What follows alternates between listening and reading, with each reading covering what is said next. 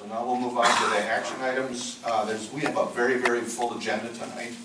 John has got some papers that are mostly ad hoc reports, final reports. If you just have a chance to sort of skim them while we're doing other things, it would be great, so that unless you have specific questions, we can jam these things through as quickly as possible tonight.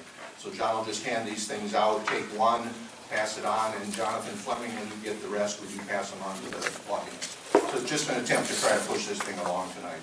So up first is the illegal fireworks communication plan, which went to council on April 25th. It's fascinating. Thank you guys for the changes over there. The floor is yours.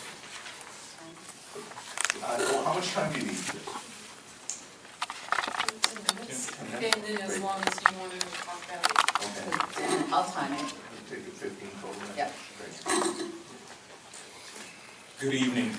Appreciate the opportunity to come before you. I am Deputy Chief Fire Marshal Ivan Lee, and with me is Cheryl Westling, Office of the City Manager, Assistant Director of Communications.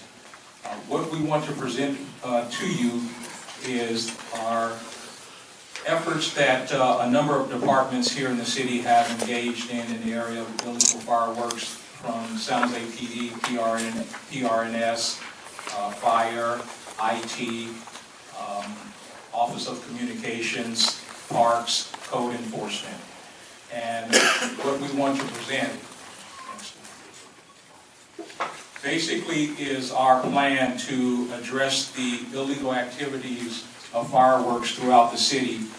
One of the items that Council really stressed was engaging the community in the area of ideas and getting the message out regarding illegal fireworks. So we want to present to you our communications plan, our outreach effort to engage the community, ask for input, get ideas. I see Steve here in the audience, and work as a team to move forward with our plan of hopefully at some point in time here in the near future eliminating illegal fireworks activities.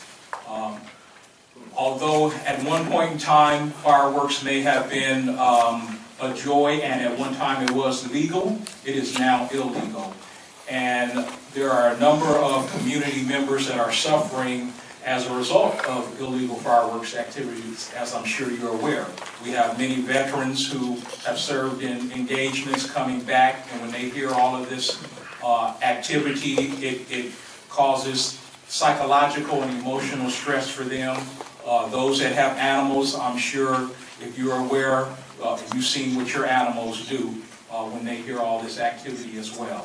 So we're actively trying to engage in trying to stem the tide of this and turn public opinion around and understand that this is a nuisance, it is a danger, and it is illegal, and it needs to stop. So with that, I'll go ahead and turn it over to Cheryl Westling, and she will go ahead and present our communications plan regarding illegal. Oh, okay. Under enforcement, basically there are what I would call 3 E's to our activities. Enforcement, education / communication, and that's what Cheryl will present to you. And also an engineering component. That engineering component is actually linked with prevention measures. First, if you take the first bullet, police and fire during this 4th of July period, and it's going to start before the 4th of July. I'm not sure of the target date right now, and then it will usually extend 3 or 4 days beyond the 4th of July. But police and fire will be out patrolling known hotspots, hoping to serve as a deterrent, and those hotspots have been identified from last year's enforcement activities or the complaints that were received online. Park rangers will be on duty, as you can see, in regional parks. They will not be in the local city parks, only in regional parks. But as they go from place to place, they have notified us that they will be in touch with PD, and if they hear of or see any congregations of people participating in illegal fireworks activities, they will report that to PD so PD can respond, hopefully. And all of this is relative on availability of police officers, of staffing. Then code enforcement has contracted with outside code enforcement inspectors to handle the online reporting tool. Okay? Enforcement personnel will participate in this year's enhanced communications plan and outreach. And then warning letters will be sent, again, data that was collected last year, will be sent out ahead of time to those that were cited last year. In other words, we're going to be a little bit proactive here, and we're going to, as a reminder, you received a warning letter last year. This is a reminder. Please do not participate or engage in those activities again this year. Next slide. As you know, last year was the initial pilot program, and you can see up on the board basically the citations that were issued. The number of them was really paltry, 16 total, amounting to $8,000. First-time offenders, the fine is $500.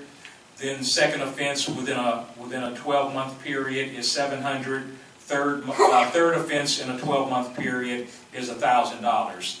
Of that, there were 233 warnings that were given, and I believe there were, on the very far right at the bottom, 697 online reports received. But of that, only 233 warnings were given because that was of those 697, the 233 had provided sufficient information in order for the city staff to send out warning letters to them. So you can see the difference between the two numbers. There was a great disparity between the two. And let me say this, though. There was a lot of confusion on what the required information was in order to report illegal fireworks activities. So we're trying to bridge that gap this year and make sure that all the required information is made clear to the public so that when you go online and use the forms that we receive, at the very least we can send out a warning letter. Okay, if not cite, but at the very least send out a warning letter. You can see a map of the submissions from last year, and as you can see, there's quite a wide range of activity throughout the city. It's not just in one area, but it's throughout the city. One of our my partner's over here coaching me. One of our, like I said earlier, our primary motivations is to make sure that we engage the public, let them know what our outreach plan is, and move forward along with the public to make sure that we can stem the tide of illegal fireworks activities. And with that, I'll go ahead and turn it over to Cheryl, and she can communicate our plan. Thank you, Ivan. So Cheryl Blessling, Assistant Director of Communications in the City Manager's Office. I joined the City Manager's Office in February. I am a bit new to the illegal fireworks outreach campaign, but I'm coming up to speed quickly. And I do know this was a pilot campaign last year, and I will say this is going to be a multi-year effort to get to the kind of behavior change I know you're all hoping to see. But we will be making progress over last year, so that's the good news. I'm going to walk you through our 6 tactics that we're planning, and you do have these slides in your package too. So the first tactic is to promote pyrotechnic events. Those are our legal events that we're driving people to. Then we'll talk about our tactic of promoting fireworks-free block parties. how we're going to refresh our trilingual outreach campaign, how we're expanding outreach compared to last year. We've improved our reporting tool, and how we're going to communicate that reporting tool. So our first tactic, publicize our pyrotechnic events. So we have safe, legal alternatives to people blowing up fireworks in their own driveways, in their backyards.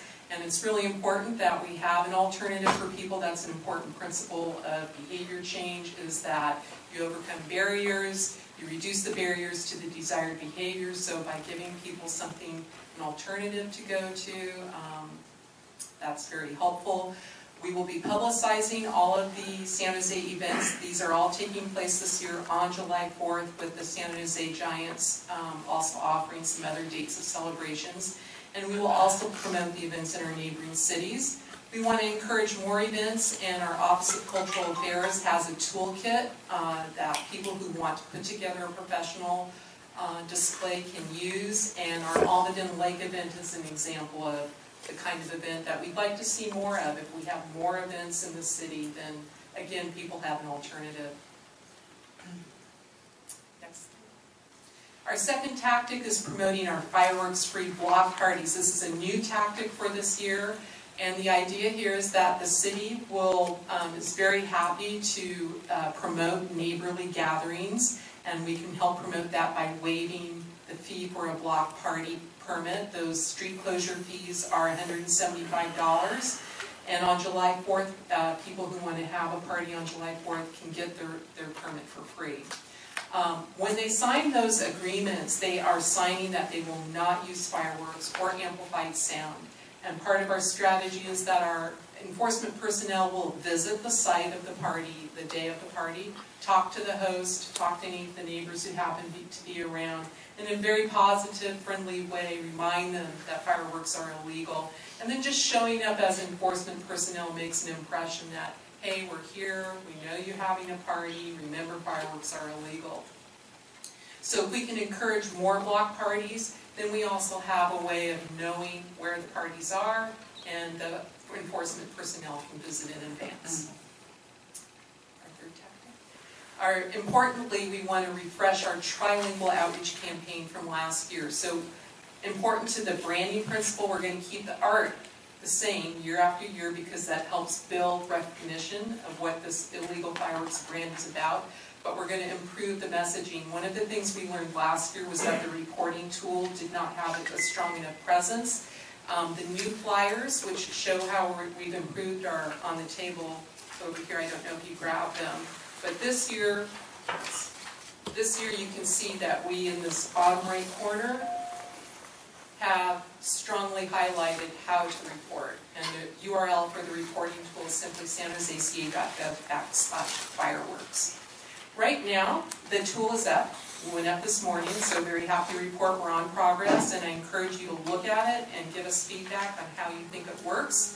We have time to improve it. We can fine-tune this tool anytime, any day. So staff created a web app. It works equally well on a computer or on a mobile phone, and it's got good presence on our flyers now.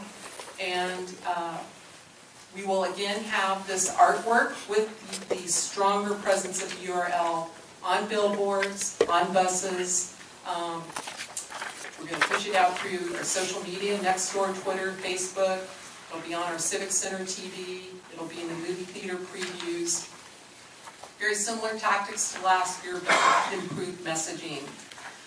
Also new this year, we're going to have electronic signs at our community centers and at schools where this URL will pop up. So when you're driving by those, you'll see that. And we're also looking to offer lawn signs to residents who would like to say fireworks are illegal, and then you're aware that, hey, this is a neighbor who really doesn't want to have fireworks near me. That's a tactic we learned about from some of the cities in our benchmarking, what are other cities doing, and we learned that one city was offering lawn signs, and we thought it was a good idea for us to try.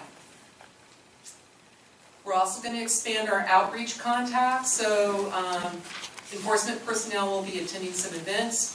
We're here to talk with you about how you can help us, if we can get into some of the leadership councils and neighborhood association meetings and share our outreach, share our flyers. That's a great way to leverage the community, and there are many interested volunteers who would like to help us. And here's a look at the reporting tool as it might look on a cell phone. We work with our IT tech innovation team, so this was developed in-house, which makes it really easy for us to fine-tune. I just talk to my neighbor and he fixes it. The great thing about this year too is it has a really great data collection system. That's why you were able to see that map. So on the back end, this will convert to a map. It's very easy. In the future, we can transition this possibly to My San Jose. So we have a new customer relations management database coming to the city. We will not be putting fireworks on it this year, but next year. And one of the things we wanted to do with the development of the technology, the tool being used this year, was to be sure that it would someday fold into My San Jose easily. So again, here's a look at some of the data that this fireworks app will generate.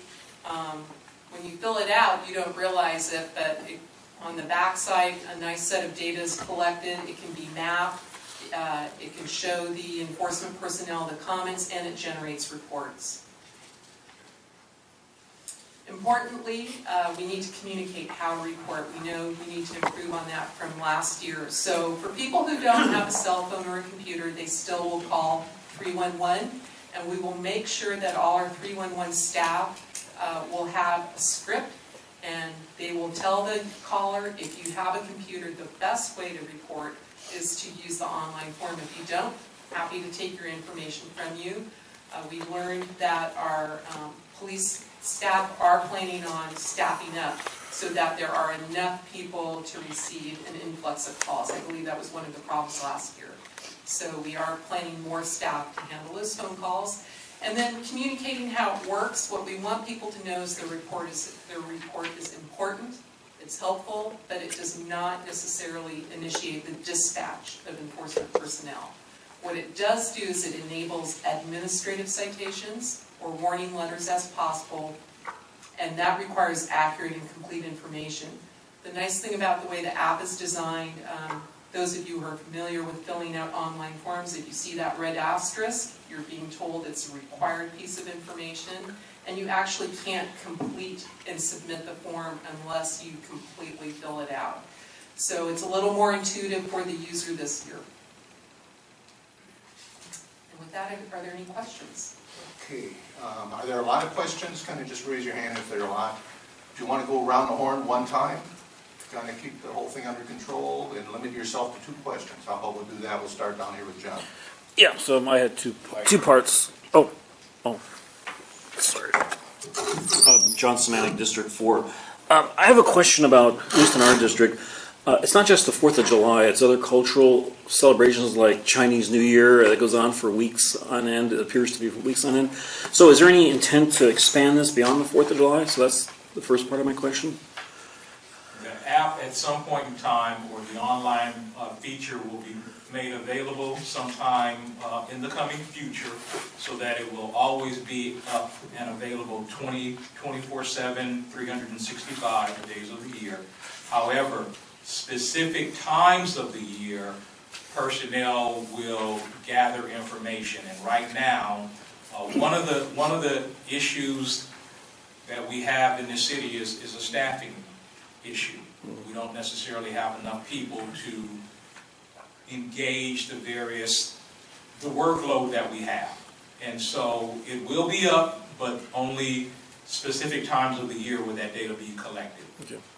All right, and the second part was, how are you going to disseminate information to us? Is that going to go through one central place that we can disseminate it out to associations and various other places?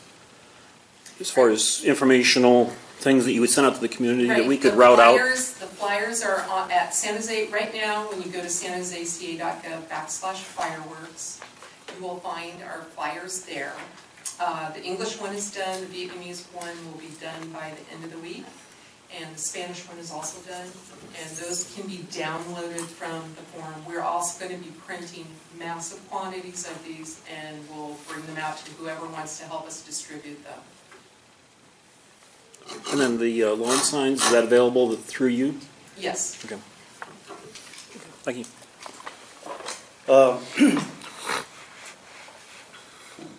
I live in an area where there is a church, Vietnamese church, where they celebrate their New Year, and they also celebrate 4th of July or any other event that may come their way.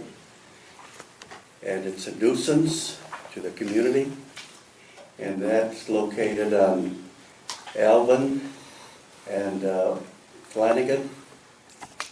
And we talked to them across the street. There's a senior clinic center where seniors live there. And it's a bothersome situation to them because I've talked to the director. I told them I have to call them San Jose PD and report this issue as we have. So far, we haven't been too successful. And the thing is that by them firing up fireworks, some of the other community residents say they could do it, we could do it.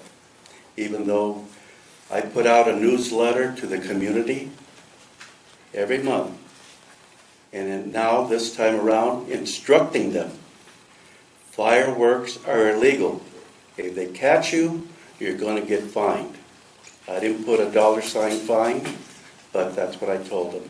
And this letter just went out Wednesday.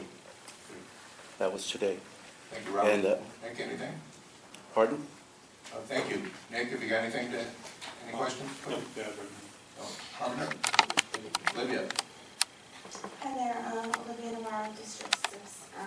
So I have two questions. One is, you mentioned that there's letters that went out last year, and there's a 12-month span between them getting another warning. But from what I gather, and from the information I have retrieved, is that even though they got warning letters, nobody was actually fined. Were people fined last year? And if so, about how much was collected for those fines? And second, so if they get another letter as a warning, does that mean that they get fined again, or is it just a second warning letter? Because the warnings are great, but what we need is maybe having law enforcement at the parties and at these events where they're already going to be there. Because a lot of the times when they call in, officers will show up, but because there's a large crowd, and for mere purposes of safety, I'm sure for them, they won't even get out of the car, they'll just keep on driving, because that's exactly what happened last year.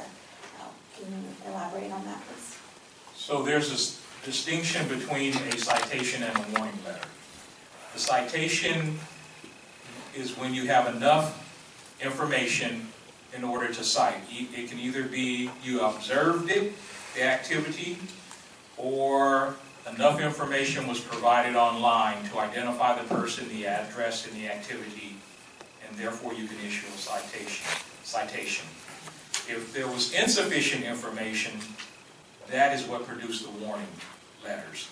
And so I believe there was, up on the screen there, 233 warning letters issued last year because there was insufficient information to identify either the individual or the address where the illegal activity was participated at.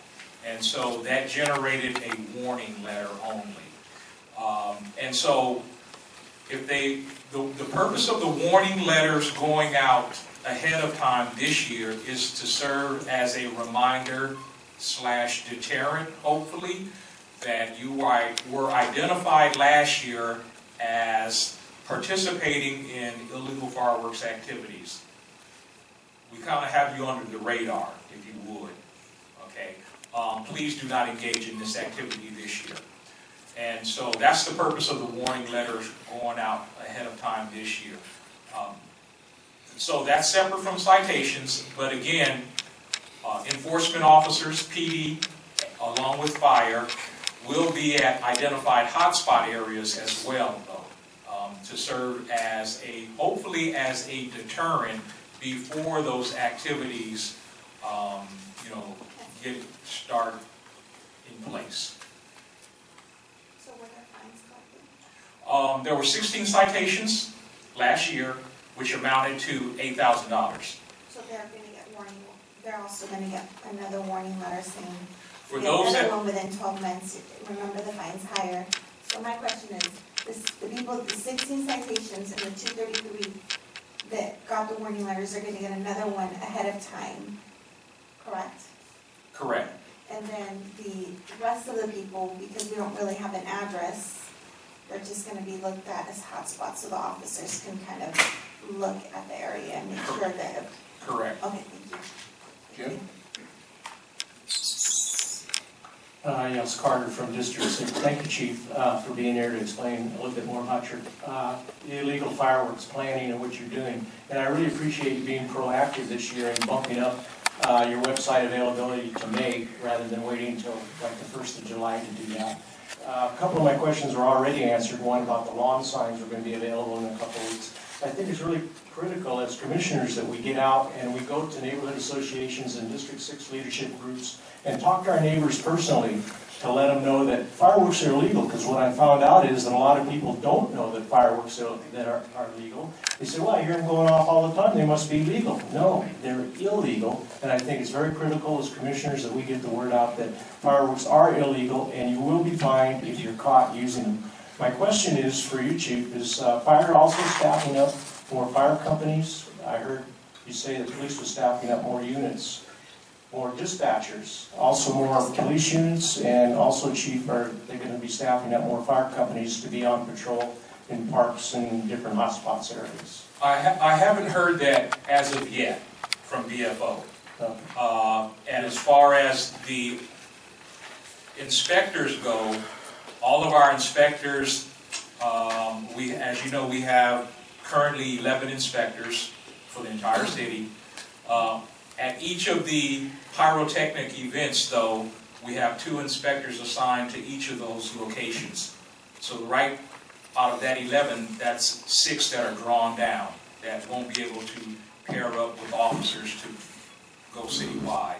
So the remaining 4 or 5 then will team up with officers and patrol for those given days.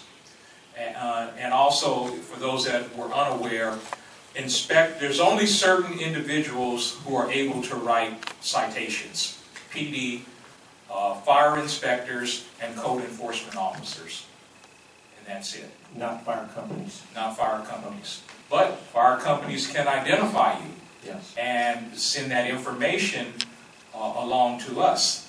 And I'm hoping that fire companies should not have an issue if through an appeal process we issued a citation. If through an appeal process that citation was challenged, they should have no problem, in my estimation, of coming forward and saying, yes, I saw that individual participating in illegal fireworks activities. Okay, great. Thank you. One. Thank you for all you're doing. I think it was only about 3 years ago when some people were saying there's nothing that can be done, nothing that can be done. It will never stop, and so it's great to see all the progress. So I appreciate that. I just wonder, I heard that the police helicopter is used more, and neighbors mention it just about daily. Will it play a part in any enforcement or tracking of people who use fireworks on the 4th of July? I am not certain in regards to the availability of Air One and whether or not they will use their helicopter. I'll have to check with PD and see if that's something that they have plans for. Thank you. I've got one suggestion from your report, which was excellent. Is it possible to put a large signage up near the hot spots? So we know where people are going to congregate to go to the same places every year. Could we stick up some big, sort of like the development noticing signs, and say, hey, we know you're coming here. It ought to be a cheap way to maybe deter a little bit. Nicole? I love your flyer. Who designed this? Astrid Cradell, our webmaster graphic designer. It's really perfect, so thank you. And wanted to ask if drones have always seemed like a really good application to me for monitoring fireworks. I'm not a huge drone fan generally, but is that in the mix in terms of, and I'm not saying to use our city's drones, I'm just saying for the future, is that something that's in play? And again, that's another use of technology that has come up before, at least at one other neighborhood association meeting that I attended. And although the use of a drone cannot necessarily identify the particular individual, because it has to be, the detail has to be specific enough that you can identify who the person was. It is a tool that's able to use and identify hotspots, and where we could use it as a deterrent to send officers ahead of time. I believe that is an area where PD is looking at the possibility of using that. But that's just like Air One. I would have to touch bases with them to see if this is something that they plan to employ this year. Let's see how this year goes. It seemed to me to get much better this year. The year before was horrible, and this year seemed much, much better, anecdotally. So we'll see how this year goes. Okay. I have no microphone over here. Martin with District 9. Thank you so much for all your hard work on this. It really is. I'm seeing a difference out there. One of the things, we went to Lake Almaden last year trying to, get away from our local neighborhood fireworks, and it actually was so hard getting into Lake Almaden, which means there's a lot of people going out there that actually it deterred us from going to Lake Almaden. So I think that more of those are needed, because we are 1 million people. If 1 million people try to go to Lake Almaden, we're not all going to fit. But thank you very much. Gary? Yeah, I think Ron said all pretty much. My thing would be about the communication. Have you gone on any public service announcement, like maybe Channel 11 or something like that? We will be working with the media and have some. And then the other thing, I think, the key to this is the citations. There's no pain, warning's fine, but it has to be some kind of penalty. I pay attention when I get a speeding ticket. I think it's citations combined with greater public understanding. I'm not sure we have the public where they need to be with really understanding why fireworks are illegal. Why are they illegal? Because they're dangerous. So many people still associate fireworks with patriotism, with childhood fun, and that's why also new on this flyer is the reasons why fireworks are illegal. And when we do our PSAs and work with the media, we'll be going into more detail. How many kids are injured, how many fires are started, why it's disturbing to veterans, how many pets get lost. And so helping people really understand why fireworks create such a level of disturbance is important to the behavior change. Thank you. Rich, anything? No. Hey, David? No, but thank you very much. Harry? Barry Henry, District 2. I just had a question about amplified sound. What's your purpose in actually attaching that on? So it's been part of the street closure permit process, and how that came to be part of that, I'm not entirely clear. Well, at National Night Out, we have amplified sound. Okay. I don't understand, because I'm not going to scream at people to welcome them to the block party. And, and we're using amplified sound right now. Yeah, I think looking at the definition of amplified sound, if there's a decibel level associated with that. Some guideline to, amplified sound means everything, so I just was wondering how far you're willing to take that, or go with the same guidelines as the National Night Out. Okay. Jonathan? So thank you, and I think everyone else has got my questions, but I'll bring up one little point. If you're looking for a neighborhood association to come to, Thursday the 18th, Center Monterey Neighborhood Association. I'll give you my card, 7 p.m., Tully Library. Love to have you guys out there. Okay. Thank you. Back over to Nick. Yeah, this is a really comprehensive program that's taking some time, I know, to evolve. Last year was a lot better than the District 10, at least in my neighborhood and the neighborhoods that I haunt. I know others have said that they've had issues last year, maybe worse than other years, but I think with this program and year over year, it's going to make a big difference. I want to show applause, it's fabulous work here. I want to caution about drones. This body deliberated extensively on drones about 2 years ago. It was in the media, we had hundreds of people at these events. The consensus of the community was no drones for law enforcement. As a matter of fact, it's prohibited by city council's edict that they put together as it relates to drones. Also, they make great targets. So I would very much caution against pursuing the avenue of drones in any capacity for law enforcement or for fireworks. Thank you. We have one from the public, Greg Peck, wants to speak on this. He and Steve have been working on this on D2. While he's getting up here, I'd like everybody to do a round of applause for Dee Berrigan, who's hiding in the back down there. The ad hoc committee on fireworks committee did a lot of great work on this. Thank you, Dee. Thank you, Pete. I'm Greg Peck from District 2 Neighborhood Leadership Council. I'm the chairman of that. And I wanted to thank Marshall Lee and Cheryl, who has recently know about, for your efforts continuing this program from last year. I think you're making great strides, and I want you to know that I will be continuing to push this out to the neighborhood leaders in my district, and hopefully maybe even spread it out to the other districts, neighborhood leaders. Somehow we can all join forces together. And I just wanted to say that, and thank you, Dave and Perry, for your work to help us out with the neighborhood leaders. And I wanted to mention one thing. I'm talking with Marshall Lee one time about the minimum fine, or the up to $1,000 it is today.